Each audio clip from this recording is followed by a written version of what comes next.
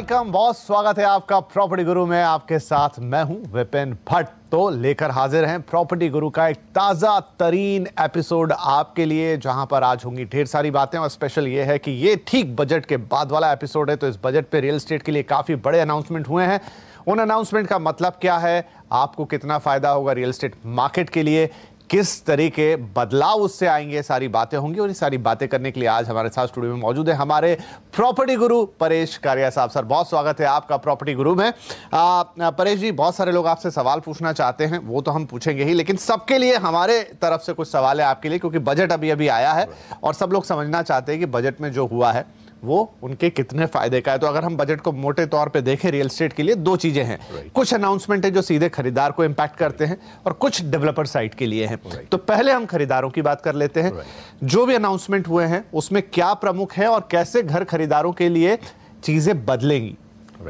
देखिए, इसके अंदर जो होम बायर्स है as well as home owners, ये दोनों के लिए बेनिफिट हुई है, स्पेशली होम ओनर्स के लिए, एग्जिस्टिंग होम ओनर्स के लिए। सो there were two sections under income tax act जहाँ पे इनको ये बेनिफिट मिलेगी। वन इज सेक्शन 54 जहाँ पे जो कैपिटल गेन्स होता था when you are selling a property और आप अगर री इन्वेस्ट करते हैं वो प्रॉपर्टी, तो उस पे आपका कैपिटल गेन्स एग्जेम्प्ट होता था।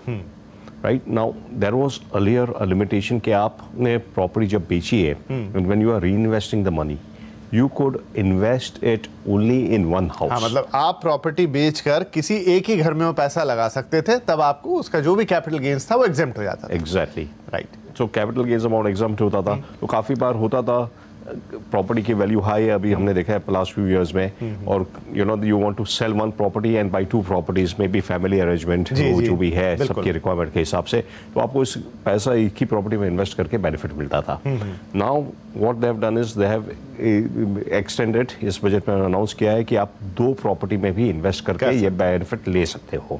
जैसे फॉर एग्जांपल आपने 1 करोड़ की प्रॉपर्टी आपने 2 करोड़ में बेची है, नाउ आपका कैपिटल गेन्स हो गया 1 करोड़। तो पहले अगर आप ये कैपिटल गेन्स एक ही प्रॉपर्टी में इन्वेस्ट करते, 50 लाख की एक प्रॉपर्टी लेते तो सिर्फ 50 लाख का एग्जम्पशन मिलता। Right. Now if you are going to invest 50 lakh करके दो प्रॉपर्टी में इन्वेस्ट करते हैं, तो आपको दोनों का बेनिफिट मिलेगा। मतलब काफी प्रैक्टिकल एक वो चीज कही है, क्योंकि आप सही कह रहे हैं, लोग ऐसा करते हैं कि फैमिली एक्सटेंड होती है, किसी के घर में 2 बच्चे हैं, 3 बच्चे हैं, तो आप अलग अलग घर लेना चाहते हैं। एग्जैक्टली। तो वहाँ बेनिफिट मिल जाएगा। वहाँ पे बेनिफिट मिलेगा। Only thing is there is a caveat to this, that ये एक once in a lifetime opportunity है। प्लस ये जब भी मिलेगी जब आपको कैपिटल गेन्स का amount is up to 2 crore. उससे ज्यादा पे नहीं, उससे ज्यादा पे नहीं मिलेगी। ठीक है, पर फिर भी डिसेंट है। Exactly, for common man it is definitely very beneficial. Right. तो ये तो हो गई एक बात, जहां पर आपको कैपिटल गेन्स में फायदा मिल जाएगा। इसके अलावा कोई और चीज? दूसरा एक चीज है which is very good for people who have invested already हैं, हाउस के अंदर इन्वेस्टर्स जो है, उनके लिए बहुत अच्छा बेनिफिट हुआ है। राइट। ये होता है कि there was a concept of deemed rent. Right. जो टैक्सेशन है, हाउसिंग इनकम पे टैक्सेशन है, उसका ये पॉलिसी है कि आपके पास अगर मोर देन 1 प्रॉपर्टीज है, then it is assume that आप किसी एक प्रॉपर्टी में आप रहते हो और एक को रेंट पे चढ़ा है, और बाकी एक के अलावा जितनी भी प्रॉपर्टीज है उसने आप पे रेंट पे लगाया है। फॉर एग्जांपल, अगर आपके पास 3 प्रॉपर्टी है, एक में आप रहते हो, एक रेंट पे है और एक एम्प्टी है। राइट। इन दैट केस जो आप रहते हो उस पर तो कोई टैक्स नहीं लगेगा, सेल्फ ऑक्यूपाइड प्रॉपर्टी जो रेंटल पे है उस पर रेंटल इनकम पर टैक्स लगेगा। और जो थर्ड प्रॉपर्टी जो वेकेंट है उस पे notional it is deemed to be let out. तो अगर आपको रेंट पे भी नहीं लगा है तो they are going to assume that it is let out, rent आ रहा है और उसके ऊपर आपको एनुअल रेंटेबल वैल्यू, और उस पे आपको डीम्ड इनकम पे टैक्स भरना होता है। So this was a problem for people who are owning multiple properties. So अभी इस बजट में जो अनाउंसमेंट हुआ है कि आपको किसी भी 2 property instead of 1 property, 2 property पे एग्जेम्पशन मिलेगा। If you own more than 2 properties और वो then that will be considered to be let out, deem let out. यानी आपके पास 3 प्रॉपर्टी है, एक सेल्फ ऑक्यूपाइड है, एक रेंट पे है और थर्ड वेकेंट है, तो वो वेकेंट पे डीम्ड रेंट नहीं लगेगा। That will also be assumed as self occupied. So आप 2 प्रॉपर्टी इजीली ओन कर सकते हो even without renting it. Right. तो चलिए, 2 बहुत अच्छी चीजें हुई हैं घर खरीदारों के लिए, जिसमें एक तो आप एक घर बेचें और उसका जो कैपिटल गेन्स आता है वहां आपको अब 1 नहीं 2 घर खरीदने की सुविधा है। थोड़ा सा कैविएट, जैसा सर कह रहे हैं, 2 करोड़ मैक्सिमम और लाइफ टाइम में एक ही बार। और दूसरा, अगर आपके पास एक से ज्यादा प्रॉपर्टी है तो उस पर जो डीम्ड रेंट और उसके ऊपर जो टैक्स लगता था वहां पर भी आपको राहत दे दी गई। तो सर ये तो बात हो गई घर खरीदार के लिए सीधे। अब कुछ डेवलपर है ना सप्लाई साइड पर भी रिलीफ दिए गए हैं, उनसे वो क्या है और उनसे कितना इम्पैक्ट आएगा? Exactly. So there is a good news for the real estate industry as well in the budget. Right. There have been couple of very important announcements which will benefit the industry को। जैसे कि उसमें एक है जो section 80IBA जो है, जहाँ पे जो अफोर्डेबल हाउसिंग प्रोजेक्ट्स करते हैं डेवलपर्स, उनका प्रॉफिट एग्जेम्प्ट होता है। राइट, ये कुछ 2 साल पहले ये इंट्रोड्यूस किया गया था, 2-3 साल पहले ये this was applicable to only projects which got approval up to March 2019। यानी ये साल में ये एंड हो रहा था। अभी इसको एक्सटेंड किया गया है फॉर 1 मोर पीरियड, यानी मार्च 20 तक अगर आपका प्रोजेक्ट अफोर्डेबल हाउसिंग सेगमेंट में क्वालिफाई होता है और आपको मार्च 20 के पहले अप्रूवल मिल जाता है फ्रॉम द अथॉरिटीज, देन उसका जो प्रॉफिट है that will be exempt from tax. तो इसका ऑब्वियसली इंडस्ट्री को तो बेनिफिट मिलेगा ही, और इसका benefit they will pass on to the consumers, और ज्यादा लोग अफोर्डेबल हाउसिंग बनाएंगे ताकि, और सप्लाई बढ़ेगी तो डेफिनेटली जो दाम है या जो आपको पास ऑफरिंग्स हैं वो बढ़ जाएंगी। Exactly, so this is a benefit for affordable housing. इसके अलावा और एक जो कॉन्सेप्ट था that was really disturbing the industry and generally all the developers, ये जो था कि जैसे हमने देखा कि अगर आप इंडिविजुअल हो, आपके पास मोर देन 1 प्रॉपर्टी है, तो उस पर नोशनल इनकम माना जाता था और उस पर टैक्स लगता था। Same thing was applicable for developers also. जो डेवलपर्स है उनकी प्रॉपर्टी कंप्लीट हो चुकी है और बिकी नहीं है, उनके पास पोजीशन में है, सो वहाँ पे भी ये प्रिंसिपल अप्लाई होता था कि it was assume that this property is let out, उस पे जो नोशनल रेंट कैलकुलेट किया जाता था और उस पे डेवलपर्स को टैक्स भरना पड़ता था। Now in a situation like today where there are ready so many houses which are ready and not sold, उसका बर्डन डेवलपर पे जाता था। तो पहले ये उनको रिलीफ दी गई थी डेवलपर्स को कि up to 1 year after the property is completed, up to 1 year आपको नेशनल टैक्स नहीं लगेगा। 1 ईयर के बाद भी ये अनसोल्ड रहा तो उस पर लगेगा। नाउ इस साल के बजट में इन्होंने ये 1 ईयर का पीरियड 2 ईयर कर दिया है।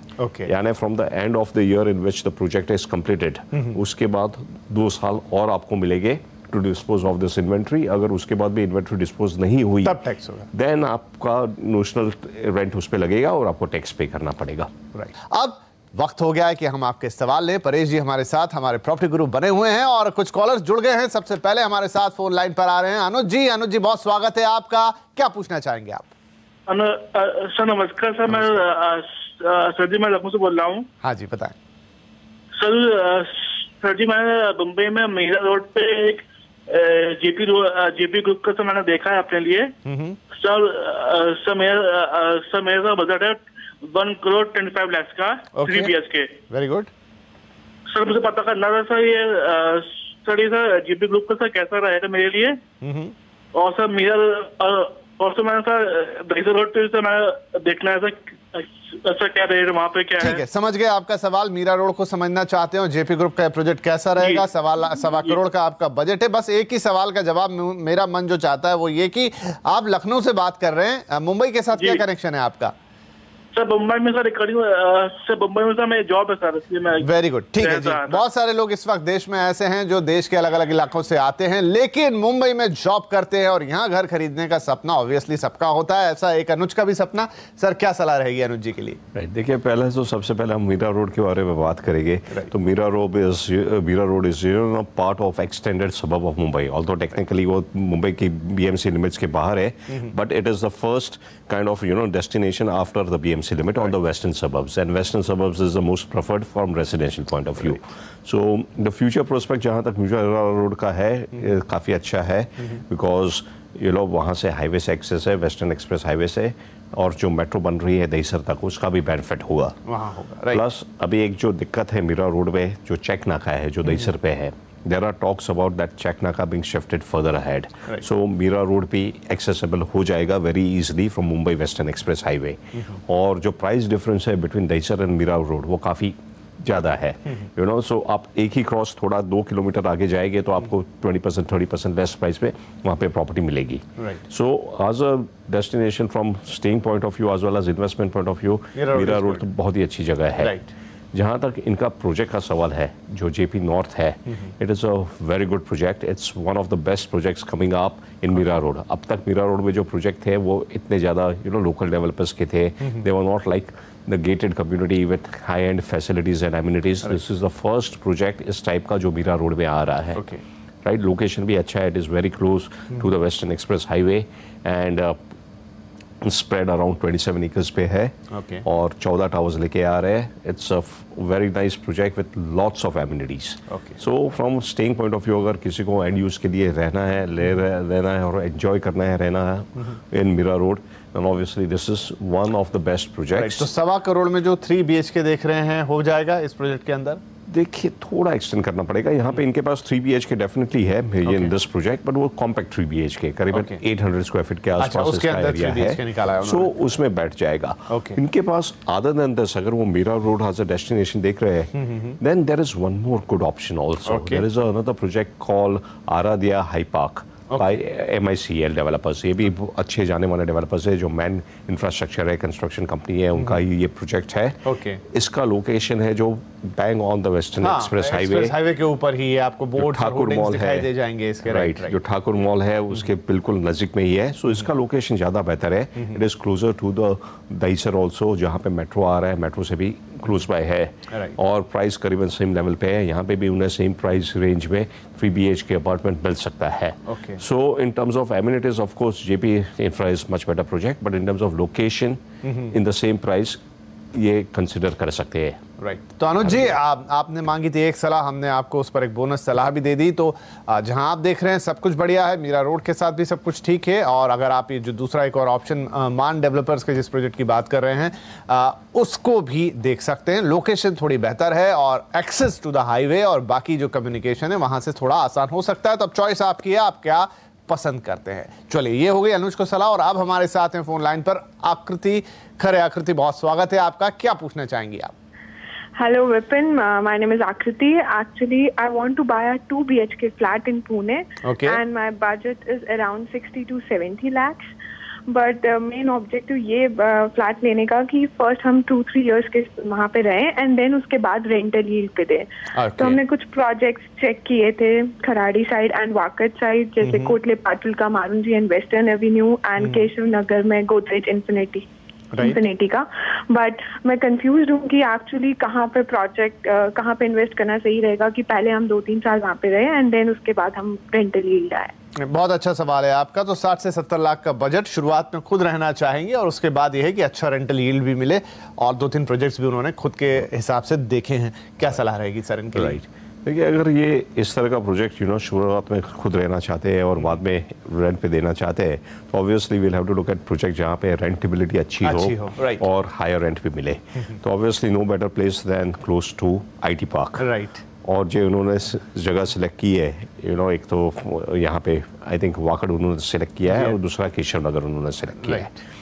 Right now, between these 2 locations, one is on the western side completely, जो वाकड़ और हिंजेवाड़ी का उन्होंने कुलटे पाटिल का सिलेक्ट किया है, that is in Wakad and Hinjewadi की तरफ. और जो गोदरेज का प्रोजेक्ट सिलेक्ट किया है वो केशव नगर में, that is right on the other end of the east, Pune. तो इन्हें ये डिसाइड करना होगा from there livability point of view उन्हें क्या कन्वीनियंट है. Because these are 2 extreme ends of the city. तो उनका वर्क लोकेशन क्या है, उनका जो सोशल इंफ्रास्ट्रक्चर नेटवर्क वगैरह कहाँ पे है, based on that they will have to decide whether east Pune में लेना है या वेस्ट पुणे में लेना है. एक बार हैं आकृति, आप अगर हमें सुन रही हैं, अगर आप बता पाएं कि हाँ जी, हाँ, क्या? तो मगरपट्टा साइड है एरिया. ठीक है जी. सो अगर मगरपट्टा साइड वो देख रहे हैं, then obviously east Magarpatta comes on the east. और Magarpatta is also an IT belt, Kharadi is also IT belt. Keshav Nagar is an ideal location for them. Keshav Nagar is just between Magarpatta and Kharadi. In fact, it's an extension of Kharadi, and यहाँ से एक bridge बनने की बात हो रही है. That will take you directly to the Eon IT Park in Kharadi. और अपकमिंग लोकेशन है, गोदरेज का प्रोजेक्ट है, टाउनशिप है. It's a very large township, and yes, but it will take some time. Under construction है तो उन्हें ready नहीं मिलेगा. तो ये उनका जो प्लान है कि इमीडिएटली रहने का, that they will have to consider because this is under construction. Complete होने के बाद it will be a very good place to stay and upcoming location. Apart from Godrej, यहाँ पे अगर रेडी में चाहिए तो यहीं पे उनको और भी सारे लोकल डेवलपर्स है और पुणे के डेवलपर्स है, उनके प्रोजेक्ट्स है. Location is very good. ये चूज करना है if they can wait. Godrej is a good option. Apart from Godrej वहीं पे पूर्वांकरा का भी प्रोजेक्ट है, Puravankara sense I think, and that is also similar project, वो भी देख सकते हैं। रेडी में चाहिए तो वहाँ पे कार्य बिल्डर्स है, उनके काफी सारे अच्छे प्रोजेक्ट्स है, और apart from that local developers के भी रेडी प्रोजेक्ट्स है। कार्य आपके कोई रिलेटिव थोड़ा कंसेशन दिलवा देते हैं इनको, नहीं तो राइट आकृति, केशव नगर आपके लिए लोकेशन हो गई, जैसा आप जो भी प्लान कर रहे हैं, और वहां पर जैसा परेश जी कह रहे हैं थोड़ा वेट कर सकते हैं, तो गोदरेज से बेहतर शायद कुछ ना हो, लेकिन अगर आपको नहीं है, तुरंत चाहिए, तो कार्य डेवलपर्स हैं, पूर्वांकरा का भी प्रोजेक्ट है, आप थोड़ा देखेंगे तो और भी मिल जाएंगे, लेकिन हाँ, Keshav Nagar is the right place for you. अब देख लीजिए किस अर्जेंसी के साथ आपको घर चाहिए, उस हिसाब से आप अपना डेवलपर सिलेक्ट कर सकते हैं। आप काफी सारे कॉलर्स ने हमसे बातचीत की, ब्रेक के पहले कुछ बात हुई आज बजट के ऊपर, लेकिन अब आपके व्यक्तिगत सवाल, आपके पर्टिकुलर क्वेश्चंस के आंसर, तो पंकज जी आ गए हमारे साथ, नवी मुंबई से कॉल कर रहे हैं हमें। पंकज जी, बहुत स्वागत है आपका प्रॉपर्टी गुरु में, क्या पूछना चाहेंगे आप? हाँ सर, मेरे को ये पूछने का था कि जैसे कि मैं यहाँ पे देखना चाहता हूँ, और एक कंसर्न था कि बदलापुर का साइड कैसा रहेगा। ओके, बदलापुर, ओके, आप किस तरह का घर देख रहे हैं सर बदलापुर में? 1 BHK। अगर बजट का थोड़ा बता पाएं कि कितना बजट आप लेके जा सकते हैं? 25 to 30। 25 to 30 लाख, ठीक है। बदलापुर सर कैसा रहेगा? 25 से 30 लाख रुपए का बजट आप रखते हैं और 1 BHK ही देख रहे हैं। राइट। तो बदलापुर के बारे में हमने ये शो पे पहले भी काफी डिस्कशन किया है, और it's a nice upcoming location. Upcoming क्या, अभी तो एस्टैब्लिश्ड हो चुका है, काफी सारे यस तो अभी वहाँ पे काफ़ी सारे कॉम्प्लेक्सेस ऑलरेडी डेवलप हो चुके हैं, वेल नोन डेवलपर्स ऑलरेडी वहाँ पे है, और it's become a very good well established residential location. तो you have well known developers. यहाँ पे गोदरेज का अभी प्रोजेक्ट वहाँ पे लॉन्च हुआ है, which is a very good project. इसके अलावा पोदार जो बिल्डर्स है, जो वेरी गुड अफोर्डेबल हाउसिंग और very good quality affordable housing वहाँ पे बनाते हैं, उनका भी एक गेटेड कम्युनिटी प्रोजेक्ट है। अरियांत, दोस्ती, मैराथन, ये सारे डेवलपर्स वहाँ पे हैं। तो रहने के पॉइंट ऑफ व्यू से it is a very good location, and you can have lot of options over there. Okay. अगर इनका ऑब्जेक्टिव एंड यूजर रहना है, then Badlapur is definitely he can consider. Okay. अगर इन्वेस्टमेंट पॉइंट ऑफ व्यू से देख रहे हैं, then I think ये ऑलरेडी मैच्योर हो चुका है मार्केट, और सप्लाई बहुत ज़्यादा आ चुकी है, तो ज़्यादा जूस रहा नहीं अभी बदलापुर में from an investment point of view. अगर वो इन्वेस्टमेंट पॉइंट ऑफ व्यू देखना चाहते हैं, then maybe he can look at Panvel. Panvel में अभी भी बात चल रही है डेवलपमेंट की, from a long term point of view. अगर उनका 5 to 10 years टाइम होराइजन है और इन्वेस्टमेंट ऑब्जेक्टिव है, then he should definitely look at Panvel. Panvel में भी इनके बजट में ऑफ कोर्स पनवेल में भी डेवलप हो चुके हैं, प्रॉपर्टी प्राइसेस बढ़ गए हैं ऑलरेडी, तो ये बजट में नियर द सिटी कुछ मिलेगा नहीं, थोड़ा सिटी के अगर वो आगे जाएंगे तो वाधवा ग्रुप का है, एक वाधवा वाइस सिटी है, it's a nice gated project coming up.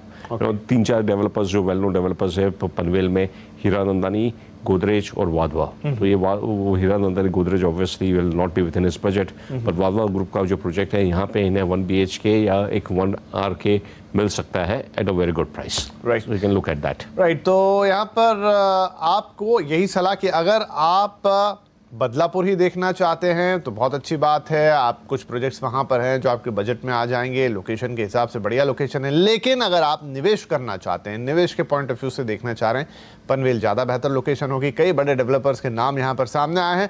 Wadhwa group का एक प्रोजेक्ट है जहाँ पर आपको आपके बजट में 1 BHK या 1 RK जैसा भी है वो मिल जाएगा, और शायद आपको आगे चलते हुए अच्छे रिटर्न्स भी देंगे। तो ये अब आपका डिसीजन होगा कि आप निवेश के लिहाज से इस चीज को लेना चाहेंगे या फिर आप बदलापुर के साथ कोई कनेक्ट रखते हैं और वहां रहना ही चाहते हैं, इट्स अ डिफरेंट थिंग। चलिए, तो इसी सवाल और इसी सलाह के साथ आज के लिए हमारा वक्त हो रहा है समाप्त। जाने से पहले परेश जी आपका शुक्रिया करेंगे, आज ढेर सारी बातें आपने बजट पर की, उनका मतलब हमें समझाया और साथ में लोगों के यानी हमारे दर्शकों के सवालों के जवाब भी दिए, तो बहुत शुक्रिया आपका। और आपका भी जाते जाते बहुत शुक्रिया कि आपने इतने इत्मीनान से हमारी बातें सुनी, और हमेशा की तरह हम आपसे यही निवेदन करेंगे कि आप अपने सवाल हमें pg@moneycontrol.com पर भेजते रहें, डिटेल लिख दें, अपना फ़ोन नंबर डाल दें, बाकी सब हम पर छोड़ दें और इत्मीनान से प्रॉपर्टी गुरु देखें, आपके सभी सवालों के जवाब आपको मिल जाएंगे। तो आज के लिए इतना ही, अगले हफ्ते फिर मुलाकात होगी, तब तक के लिए नमस्कार।